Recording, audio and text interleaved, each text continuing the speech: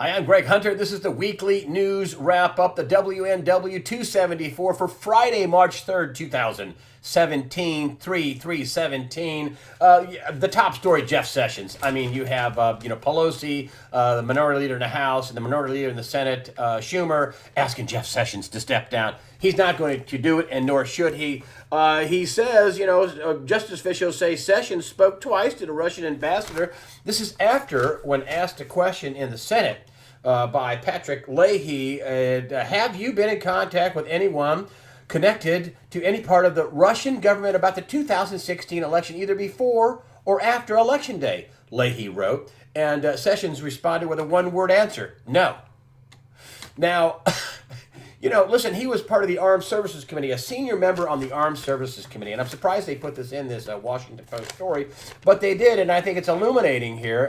His spokesperson says Sessions last year had more than 25 conversations with foreign ambassadors as a senior member of the Armed Services Committee, including the British, Korean, Chinese, Polish, Indian, Chinese, Canadian, Australian, German, and Russian ambassadors.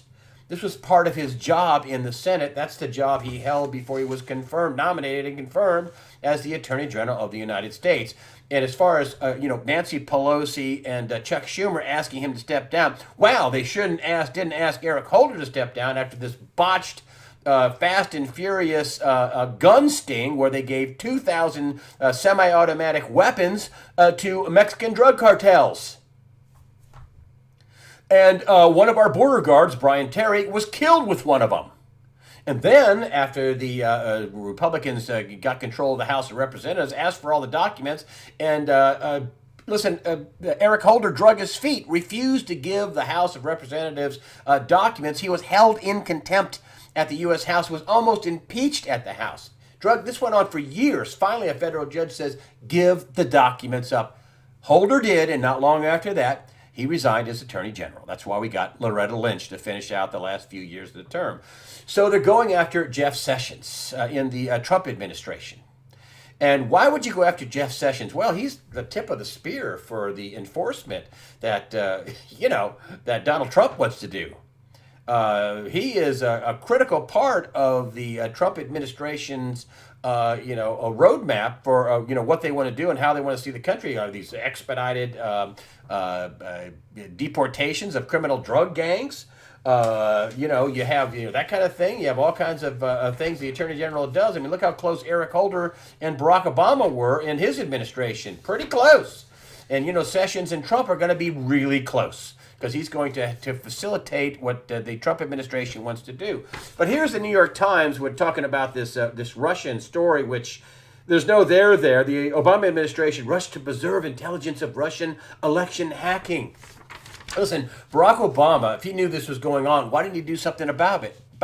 As a matter of fact, he came out before the 2016 election and said, hey, listen, there's nothing to this Russian hacking.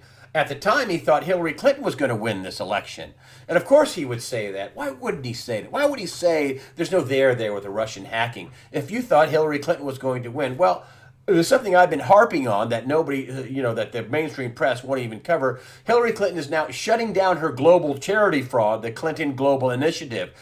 That is the apparatus they use to collect donations, I think treasonous bribes, and one of them that comes to mind is from the Russians. So 1/5 of United States uranium production fell into Russian hands with a deal called Uranium One, a company called Uranium One, fell into Russian hands after 9 people made donations to the Clinton Global Initiative of about $145 million. This was all laid out in the Clinton Cash book.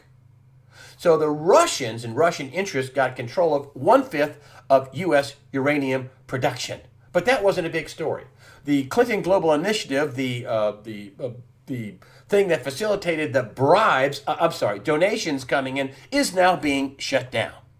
So if the Obama administration knew this was going on, why didn't he do something about it? And then they make out the Obama administration like, oh, they're rushing to preserve these records because the Trump administration is going to destroy them. There's no there, folks. There's just no there. So why would you go after Jeff Sessions? Well, one of the things that Donald Trump said, he's going to do an investigation on election and voter fraud, and said there was, what, 3 to 5 million votes cast illegally. Now, the left keeps telling us there's no evidence of voter fraud. Yes, there is. We just got it from Jill Stein in the recount in Wayne County, Michigan, where they had, 390 some odd precincts they couldn't make heads or tails out of. They had ballot box stuffing with way more votes than they had registered voters. Here's another one for you. This came out this week. Ohio investigation found 385 non-U.S. citizens registered to vote. 82 cast illegal ballots. This was NBC4 in Ohio that came out with this story. Again, more voter fraud. More voter fraud. And let me tell you, the highest levels of the Democratic Party know there is massive voter fraud. And I'll bring this up again. Otherwise, Barack Obama wouldn't have come out and encouraged illegal immigrants to vote. This was the headline. His quote, when you vote, you're a citizen yourself. No, you're not. You're committing a felony. He also, in that same interview, which I heard him say, incidentally, he basically told these illegal alien voters that don't worry if you vote illegally, we won't prosecute you. So if Barack Obama didn't believe there was massive voter fraud, enough to sway a national election, there would have to be millions of illegal votes cast. If he didn't think there was massive voter fraud, why would he ask illegal aliens to vote and tell them they'd be citizens and promise that they wouldn't be prosecuted for voter fraud? The head of the Democratic Party asked illegal aliens to vote, therefore he knows there's massive voter fraud, enough to swing a national election. That would have to be votes in the million. I think Donald Trump, with the help of Jeff Sessions, is going to get his 3 to 5 million votes. Illegal votes, cashed. And this is why the Democrats are freaking out. They're freaking out because this is the heart of their power. They don't have any ideas. They don't have any policies. The last policy that they all united for and got passed in Congress was Obamacare. It's imploding. Donald Trump is absolutely correct about this. By 2018, it'll be bye-bye, gone. So another reason why you go after Jeff Sessions is this. The MSM is ignoring Donald Trump's sex trafficking busts. Now this is, I got to hand it to Town Hall 22517 to put this together. Why the MSM is ignoring the Trump sex trafficking busts? Why they're ignoring it? Now, in this story from Town Hall, they list something like more than 1,500 arrests in this. And as part of this story, and let me tell you, this is why this is a huge story and an outrageous lie by omission that the mainstream press is ignoring it. Look at this story. This is just part of the 1,500.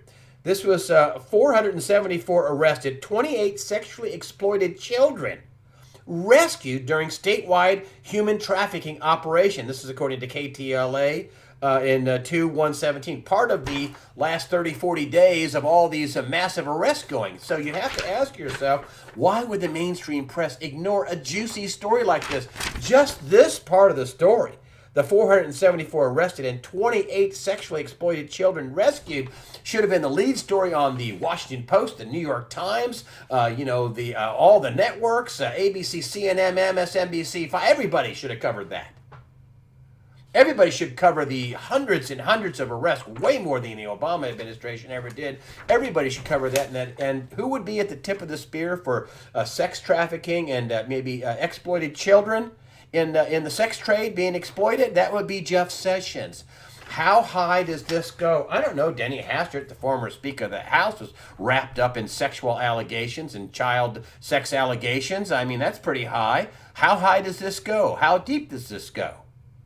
The child human trafficking and sex trafficking of children as well. How high does that go? Wouldn't you want to basically reset the Attorney General's office and, basically drag him through the mud and slow him down if he was on the verge of breaking this thing wide open? I don't know. That's just me. Another thing that scares the heck out of the left, the liberal media, the oligarchs, whatever, is how well Trump did in this speech. I mean, I'm sure that everybody thought he was going to fall on his face to Congress this past week. Here's how my local paper covered it. And I thought this was, I can believe this is a very liberal paper. A new chapter, nice picture, clapping, Trump smiling, unbelievable, positive story. This is 3/1/17. Here's how the USA Today covered it. Talk about underselling the top story. Trump gives Congress his roadmap. Yeah, Trump gives Congress his roadmap. and nowhere in that story was this little ditty, which even CNN really didn't, ballyhoo this, and that was, hey, CNN poll finds 78% liked Trump's speech while Democrat behavior got bad reviews. Of course, this wasn't from CNN. This was reported by the World Tribune 3117. So what, almost 80% of people liked the speech? So basically only 1 in 5 didn't? That's what scares the mainstream media, the very fake media, the very fake news. That's what scares the Democrats and the oligarchs on the other side of the aisle, the criminal crony class Republicans. It goes right along with the criminal crony class Democrats that, hey, most people like this Donald Trump. He was very presidential. And what is also not reported is Obama's new Organization for Action, OAF. Organization for Action. It's a 501c4, and he's running it out of his house. Of course, he's not supposed to be, running, political actions out of his house, but whatever.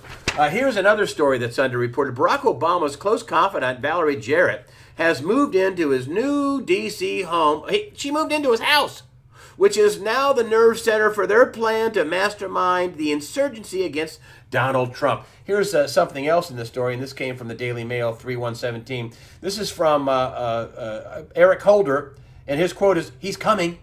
He's ready to roll." Former Attorney General Eric Holder said yesterday about the former president's re-entry into the political scene. He's going to do an insurgency against a sitting president, a former president is going to be doing an insurgency. This is his his Organization for Action. Now they talk about the duty of the right of free speech and all that, but I don't think it's. I think it's the suppression of free speech. That this is what these protests are about. This is what these protests going to these town hall meetings are about, to suppress other people's free speech. Then we had this audio come out before one meeting talking about their plan. We're going to disperse through the crowd, and if nobody else gets a word in, well, tough on them. Too bad what it was. They want their voices. They want to shout down everybody else, and only they be heard. That's a suppression of free speech. That's a constitutional violation. That's illegal. And Barack Obama is raising money to send these little henchmen all over America. This isn't a peaceful thing. This isn't a First Amendment right to suppress other people's First Amendments. That's what this is about. And incidentally, this is a Nazi tactic. And I'm not hyperventilating here.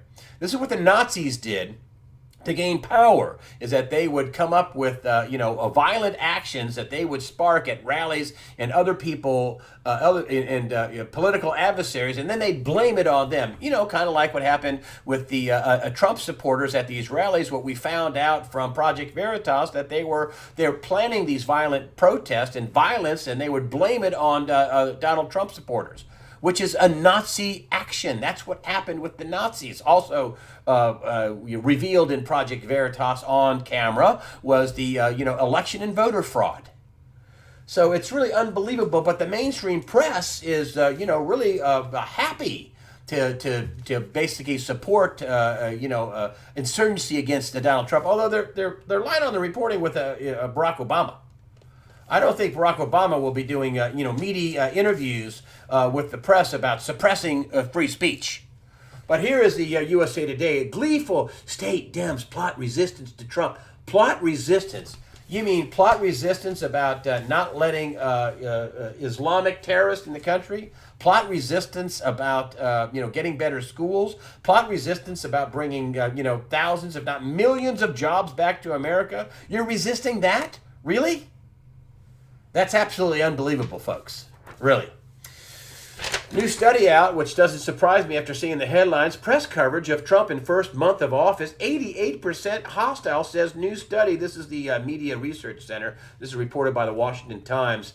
This is the Media Research Center, or commonly known by the acronym MRC. 88% hostile during the election. Well, that's an improvement. During the election, it was 91% hostile, according to the Media Research Center. Listen, you may think this is a good thing, and Donald Trump may think it's a good thing about the $3 trillion in paper wealth created since he was elected. But listen, he should be talking that down. in my humble opinion, because that cannot go on. Here is the USA Today. Trump inspires Dow at 21,000. Here's another headline. The local paper: U.S. stocks hit new highs around 21,000 mark. I caution you. I am cautioning you that this. According to Richard Fisher, which I brought this up before at the beginning of last year, he said the market was front loaded and we injected the system with cocaine and heroin to create a wealth effect.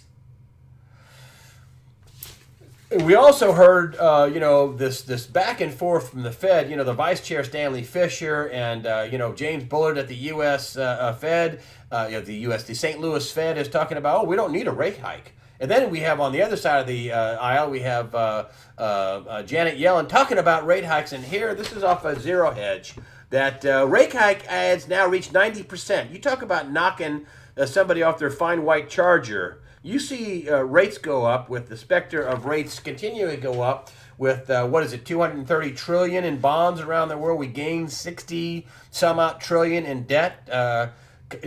You get rates going up and that debt going sour, and you don't even understand what's going to happen. We've never been here before with this much debt in the world, and it's bond debt. And then I want to further that with this. On March 15th, the Fed will likely tighten for the second time in 3 months. A second rate hike in 3 months would cause markets to anticipate a hike each quarter of 2017 and jump in the Fed funds rate to 1.5 to 2% by early 2018. This is Zero Hedge.